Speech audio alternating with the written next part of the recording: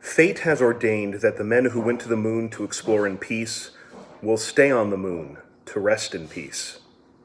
These brave men, Neil Armstrong and Edwin Aldrin, know that there is no hope for their recovery. But they also know that there is hope for mankind in their sacrifice. These two men are laying down their lives in mankind's most noble goal, the search for truth and understanding. They will be mourned by their families and friends. They will be mourned by the nation. They will be mourned by the people of the world. They will be mourned by a Mother Earth that dared send two of her sons into the unknown. In their exploration, they stirred the people of the world to feel as one. In their sacrifice, they bind more tightly the brotherhood of man. In ancient days, men looked at the stars and saw their heroes in the constellations. In modern times, we do much the same, but our heroes are epic men of flesh and blood. Others will follow, and surely find their way home. Man's search will not be denied. But these men were the first, and they will remain the foremost in our hearts. For every human being who looks up at the moon in the nights to come will know that there is some corner of another world that is forever mankind. July 18th, 1969. This is not a work of fiction. If you've never heard of this, this was given to the National Archives by William Safire for the documents under President Richard Nixon, labeled "In Event of Moon Disaster." They were prepared, as least as prepared as you can be, if the moon landing did not go as it was planned. I find it really interesting. I find it an interesting sort of look at a potential alternate reality where things just went wrong. And I have questions about that, because what would have happened if things went wrong? And it's one of the things that strikes me about this speech that they prepared was that it's written based on the assumption that Buzz Aldrin and Neil Armstrong are still alive, that they're stranded on the moon. Not that they died, not that they crash landed, that they're stranded there. And that this speech will be given while they're still alive, which is even more horrifying than the idea that they had crash landed or there's some horrible malfunction and they had died on the moon, that they are going to die on the moon and there's nothing we can do about it. The speech talks about we're definitely going to go back. Obviously, these are just the first, and we will continue exploring. But would that have happened?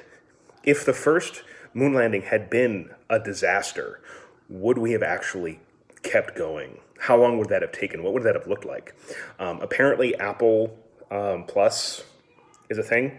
It's a streaming service I do not have, but apparently they're doing a show, or did a show, that is an alternate history take of, like, what if the Soviets had reached the moon first, and what would the NASA have looked like, what would have the astronaut program have looked like in that alternate world. I kind of want to check that out, although I don't need another streaming service, but it's interesting. I read years ago that in the event of moon disaster document, look it up. It's a trip. Just the idea that that document exists, and it's like, obviously it was written just in case, but you can't get out of your head that, like, oh, we've pulled something from an alternate universe, that this is what happened in this alternate universe. And that's a morbid thought. It's almost like a creepypasta. It's like, well, what if they really did die on the moon and they prepared this speech, but then they decided at the last moment, no, we're going to lie. We're going to pretend. We'll hire actors to pretend to be Neil Armstrong and Buzz Aldrin, and we'll bring them, and we'll say, oh, look, they've returned, and we'll just doctor all the former evidence of who they were exactly, just to hide the fact that really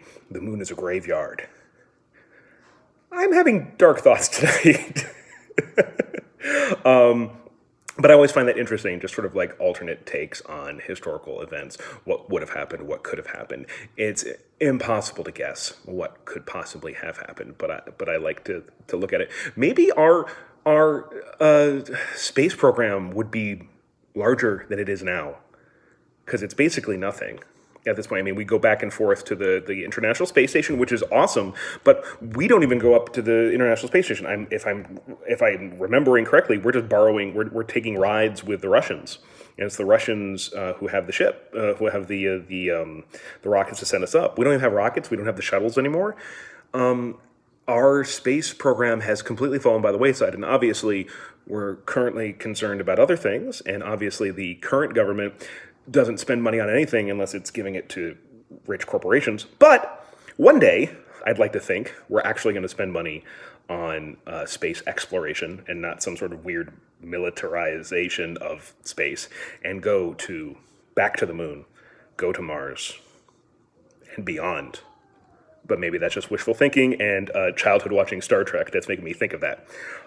Anyway, check out that document. It's really, really cool. I don't know if there's any other speeches out there or alternate speeches that are, what would have been given if something horrible had happened instead of what actually happened. I think that there's research there. There's also, it's a writing prompt. Other people have done it, I'm sure, but that's a writing prompt for a play or a short film or a long film, just sort of an alternate take on what actually happened during the moon landing, and it was darker than what actually did. Anyway, I just wanted to read you that today because I found it again and found it super interesting. But today, it is 7:23 West Coast time on March 29th. This is the Morse Code. I am Chris Morse, and I will see you tomorrow.